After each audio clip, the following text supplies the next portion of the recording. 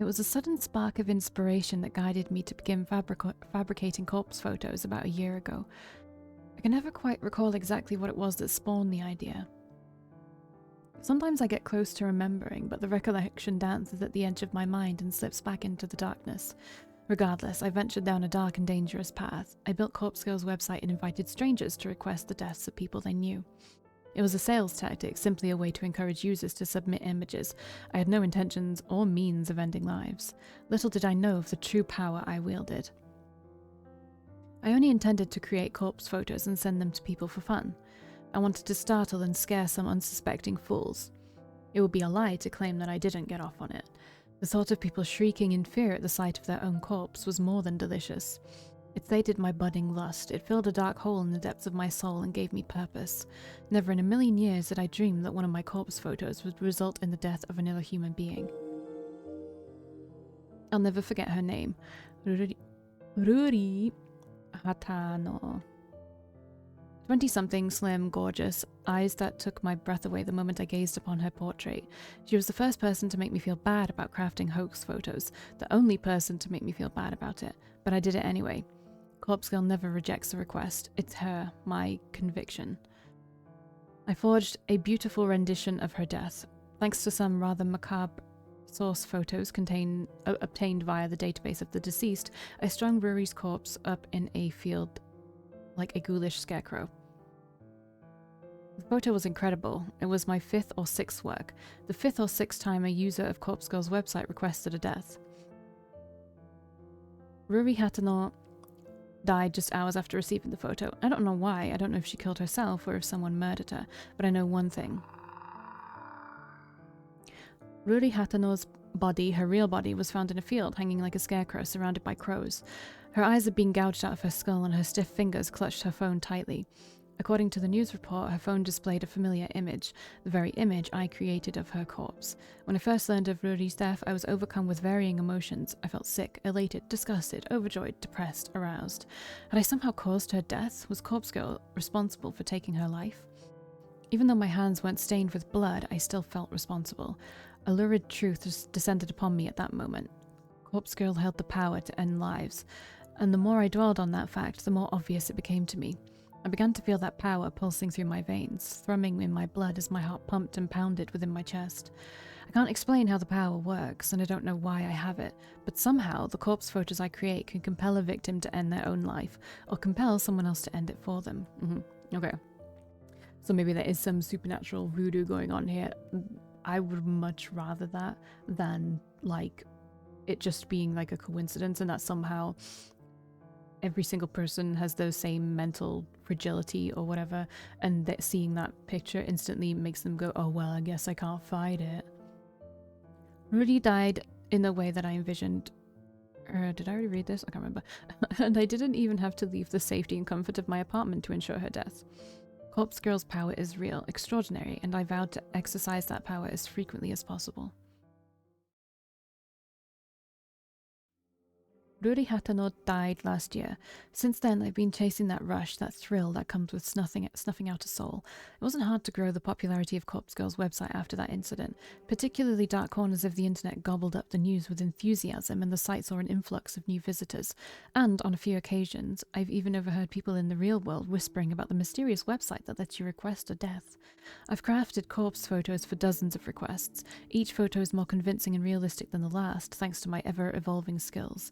But none of my recent attempts have been successful. Oh, okay.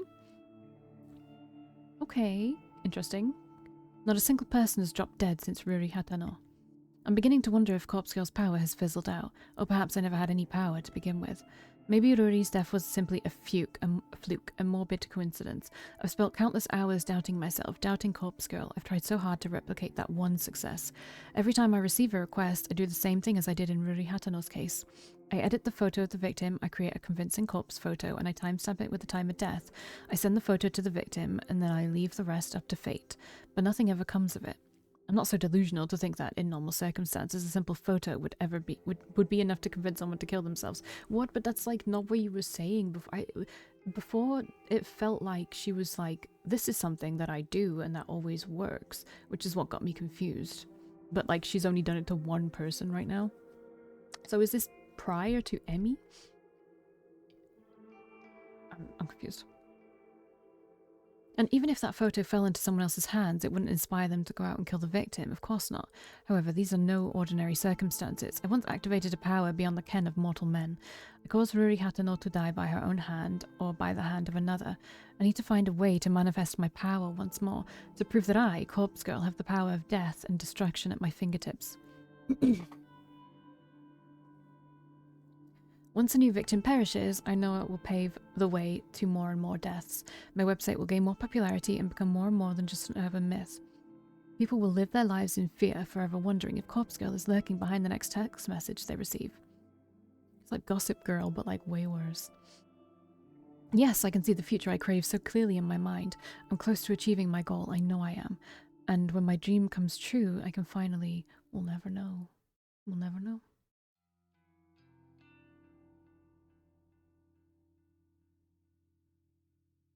The incessant chirping of birds gently kindles the embers of my consciousness. My heavy eyelids open to find my body contorted before me, legs splayed across the couch in the most uncomfortable position I can imagine. I groan and twist my torso, letting my spine pop and crack until the aches in my body drift away. I need to stop falling asleep on the couch. I'm still young, but I can't handle a night away from my comfortable bed. My eyes fall upon my open laptop, lying on its side on the floor. The screen is blank, the battery drained. I briefly panic, hoping against hope that I saved my work before falling asleep.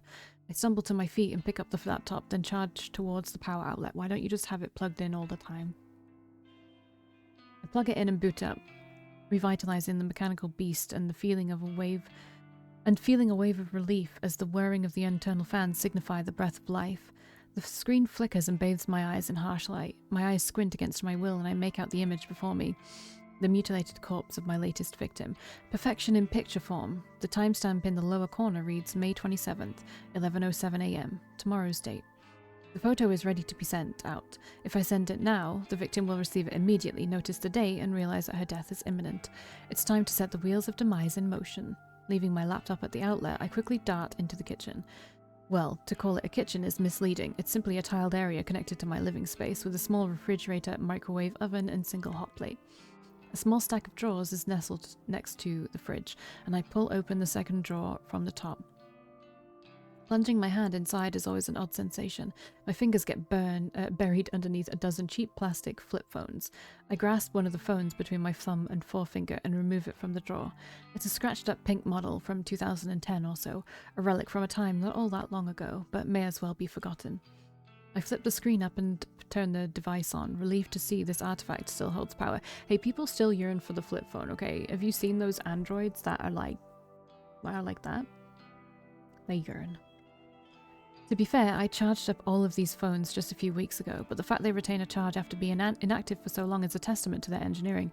Also that. In any shady line of work, these kinds of phones are referred to as burners, cheap disposable devices that are discarded as soon as their purpose is fulfilled. I acquire them by rather unsavory means, but that's neither here nor there. I use these phones to send out the photos I make. By doing this, I avoid using my personal phone and thus prevent anything from being traced back to me. When a photo has been sent, I keep the burner phone for 24 hours just in case the victim sends a reply. I know I'd get a good laugh out of that. Of course, I don't keep the phone on my person. I store it in an old shed out the back of my apartment building. When 24 hours have passed, I remove the phone's SIM card, snap it in half, and discard it with combustible trash. The phone itself gets smashed and trashed in the dumpsters outside a convenience store.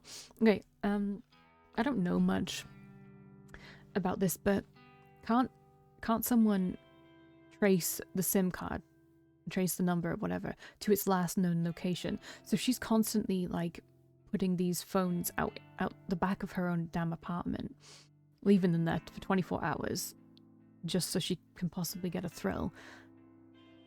But snapping it doesn't necessarily mean anything because her number has already been pinging off of cell towers, right? I could be like totally talking at my ass here because I'm just going off of like things that I've watched in like documentaries and shit like that. But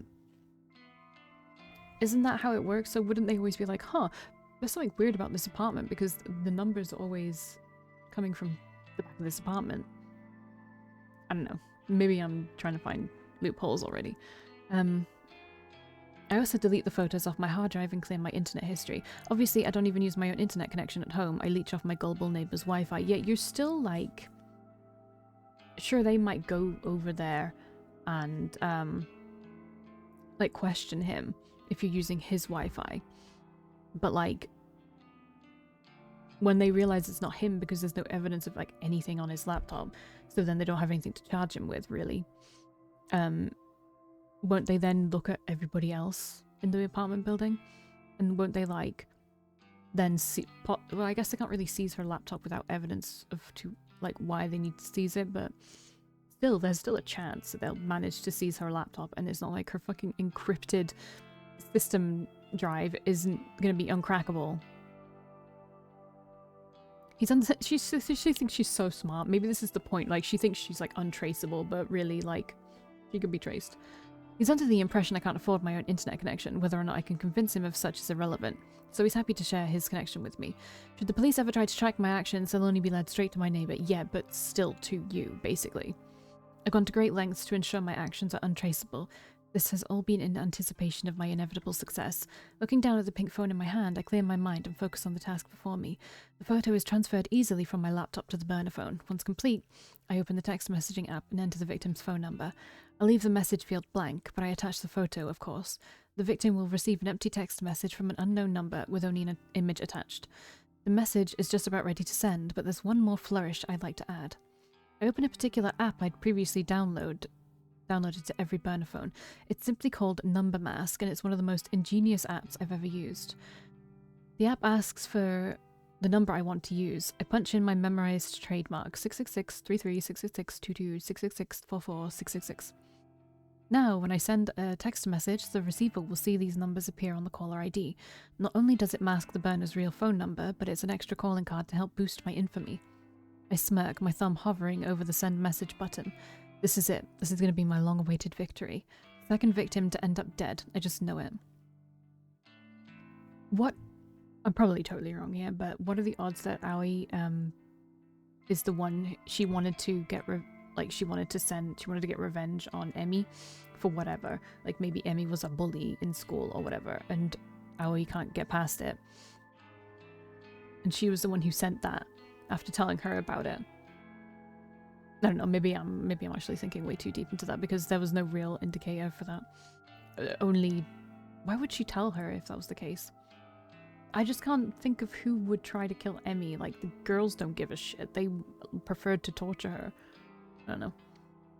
This is the stepping stone to my success, the second of many bodies that will pave the way to my glory. I send the message. Work, yay. I arrive at work on time, just as usual. My handbag is heavy with the weight of several cans of coffee, hopefully enough to help me power through the day after having such a late night. I can't help but yawn loudly as I wait for the elevator in the lobby. Just before the elevator doors open, my phone starts to ring. I step aside and answer the call. Hey. Hi, Noriko. Good morning. Did I call at a bad time? Not at all. I'm just about to go into the office. Oh, should I call back later? It's no problem. Don't stress. Okay, sorry. The nervous, apologetic girl on the other end of the call is Aoi Sato, an old school friend from back in the day. Though we never really had any common interests, we used to be inseparable at school. She was shy, I was introverted. It was a combination that worked in our favour, even if our conversations were a little on the boring side. To say we're no longer shy and introverted wouldn't be entirely true. Aoi has gotten better. She's definitely more outgoing, but she still suffers from a great deal of social anxiety. As for me, I'm still pretty introverted. My tolerance for being around other people has improved a bit, but I do prefer solitude, and visiting places I've never been to puts me on edge. To call Aoi my best friend would be accurate. She's my closest confidant. Even so, she knows nothing about my part-time masquerading as corpse girl. No one does, and I plan to keep it that way. Aoi, what did you want to talk about? Oh, well, you see, okay, so that it's guy at work okay. is still bothering me, and I wanted to see if you had any more advice for me. Ah, jeez. The older guy that always hits on you? Yeah. What a creep. Or this is a red You're herring. 19, for God's sake.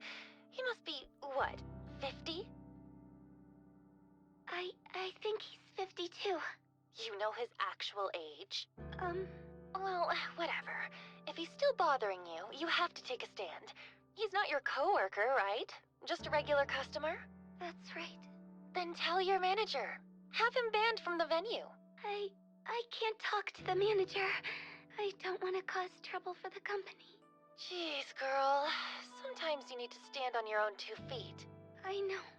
Well, if talking to the manager is out of the question, then you need to be firm with the creep. Tell him you won't stand for being groped anymore. His behavior is simply unacceptable, and if he won't change, you won't serve him anymore. He's scary, Noriko. Okay, maybe this is I the don't know if I can person she wants confront to him kill. like that. He's always drunk. Even before he comes into the place. I try not to serve him too much, but... Are you sure you can't quit that stupid job? Working at a maid cafe really doesn't suit you at all. I thought you wanted a government position. I do. I want to work in a cozy office, kind of like you, but you know I don't have any qualifications. Why don't I see if there's anything open here? Maybe Shinya can help out. He got me this job, remember? Shinya... maybe. He was always a nice guy, right? He's super nice. Stick in the mud, but a nice one. Noriko, don't be mean. Yeah. You want me to ask? Yes, please. If it's no trouble. It's no trouble. I'll talk to Shinya. Then maybe you can quit that crappy job and come work with me. Oh, that really does sound wonderful. Thank you, Noriko. I'd be so lost without you. Don't be silly. You're amazing, Aoi. Leave this to me. Thank you. I end the call and heave a sigh. Having to go and ask Shinya about a job actually is a pain in the ass, but I'd never admit that to Aoi. I want to help the poor girl, I really do. I'd do nearly anything for her. The elevator arrives at the lobby and I step inside as soon as the doors open. Good morning, Kurosawa. Ah, Fujikawa. Good morning. Shinya takes me by surprise as I exit the elevator. Has he been waiting for me here? I wanted to catch you before we sit down to work. I sent you another friend request. Can you make sure you got it this time? Oh, yeah, okay. What am I supposed to do when he puts me on the spot like this? I try not to groan as I get my phone out and open up noise. It's impossible to hide my screen from Shinya's piercing gaze. Well, what do you know? I have a new friend request. Oh, great. It worked this time. Go ahead and accept it, please. Yeah, sure thing. I hesitantly accept the request. A little fireworks animation pops up on the screen with a celebratory message about making a new Yay! friend. Looks like we're officially friends now. So, can I call you Noriko from now on? I never cared much for formalities. I try to adhere to them in the workplace, but honestly, I don't care if people refer to me by my first or last name, regardless of whether they're friends or not. That's fine. You can call me Noriko. Shinya's eyes light up. That seems to have made the boy happy. Thank you. Oh, you can call me Shinya, of course. Shinya. Hey, we've known each other since junior high, right? Shouldn't we have been on a first-name basis anyway? Yes, that's true, but we're in the office now, you know? It wouldn't do if you started working here and called me Shinya right away. I suppose. Anyway, I'm really glad we're proper friends now, Noriko. Maybe we can get a Adding someone on coffee social media sometime. means you're proper friends, apparently. I can't feel like he's trying to push his luck as far as it will go. Any suspicions I had about him having a crush on me are now confirmed. I brush a stray lock of hair out of my face and smile as sweetly as I can while I change the subject. Hey, actually, I wanted to ask you something. Are there any more temp jobs available here right now? Temp jobs, huh? Are you looking to pick up extra hours? No, not exactly. I'm asking for a friend who needs a new job. A friend of Noriko's. Well, let's see. We pretty much always have data entry roles up for grabs. Unless your friend wants something more interesting? Do they have any particular qualifications? Not really. Data entry is more than fine. Actually, you already know who I'm talking about. Remember Aoi Sato? Aoi Sato. Yes, I think I do remember her. That really shy girl from our school days, correct? That's her, yeah.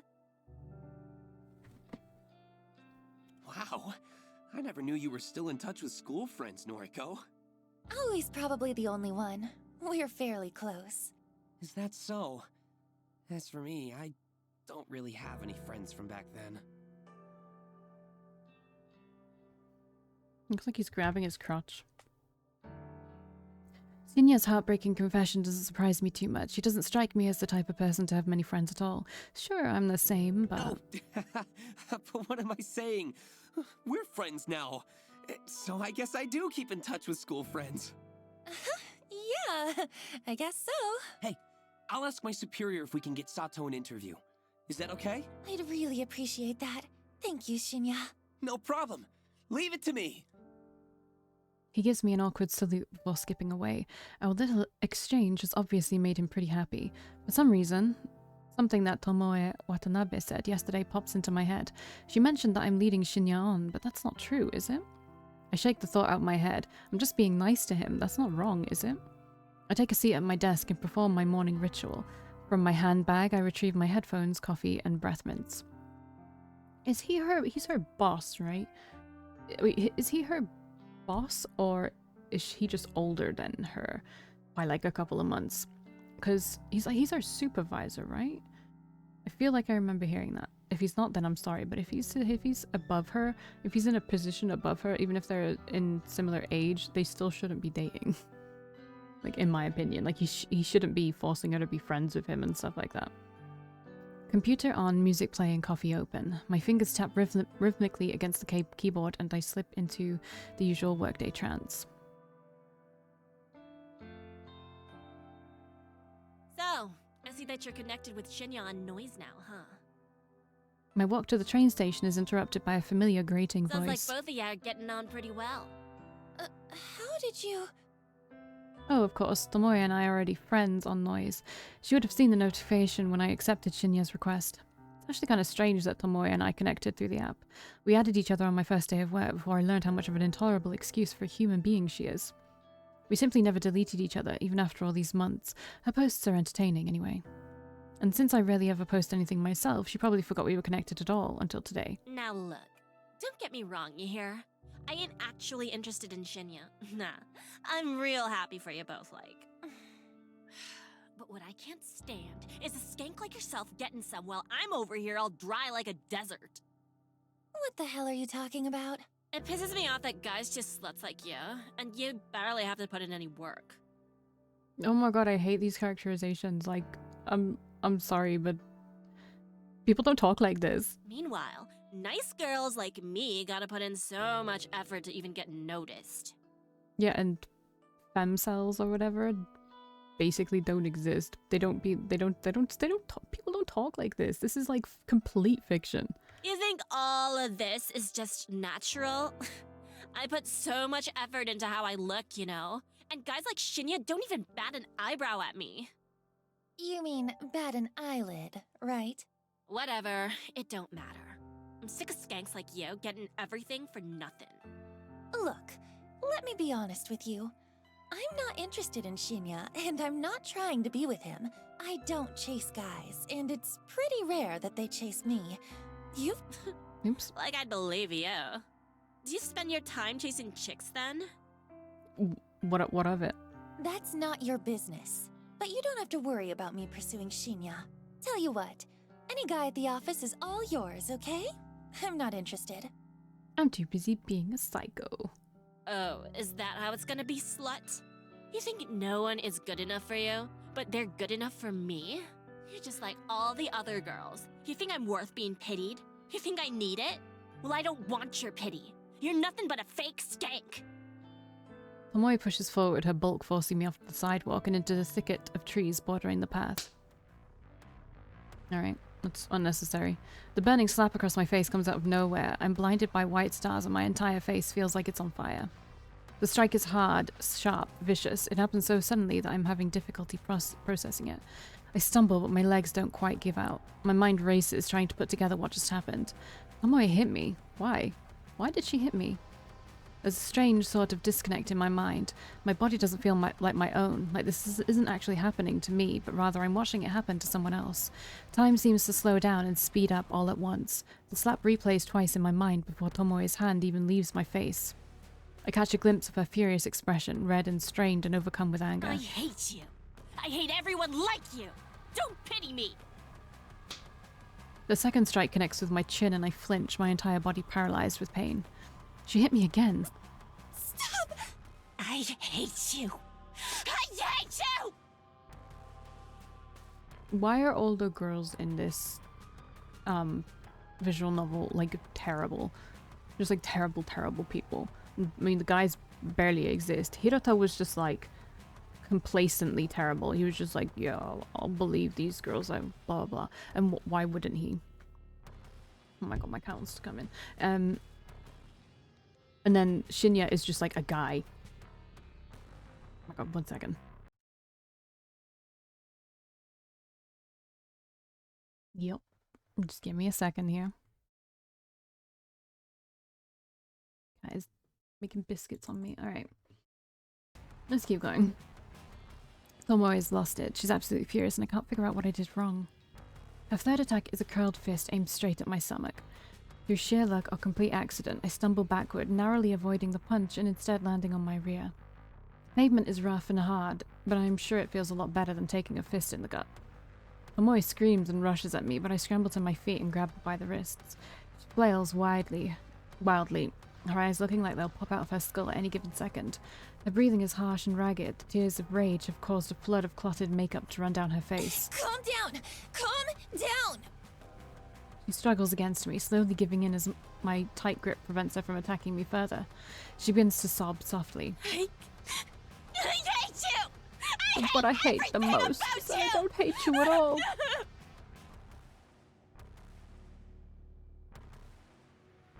But then what are you doing? With a great pull, Tomoe frees herself from my grip. She steps away, cursing, then runs past me. I blink in disbelief as she breaks into a sprint, heading in the direction of the train station. I raise my hand to my tender face and touch it gently.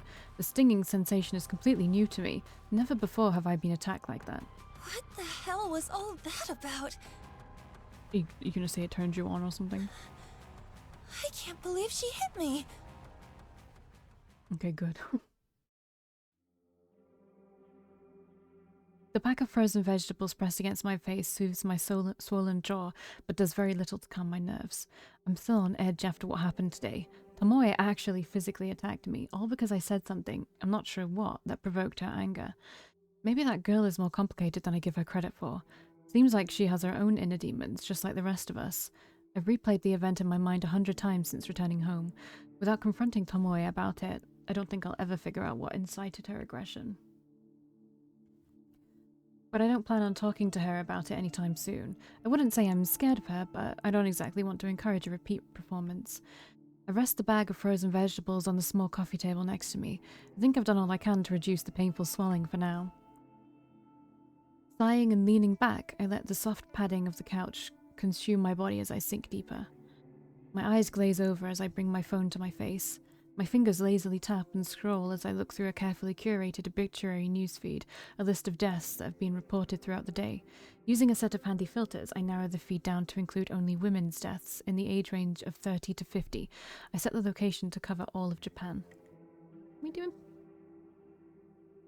I immediately exclude any results that mention natural causes of death. I'm looking for specific cases, suicides, or as is more often reported, accidents. Of course, I'm looking to find out whether my latest victim is off to self yet.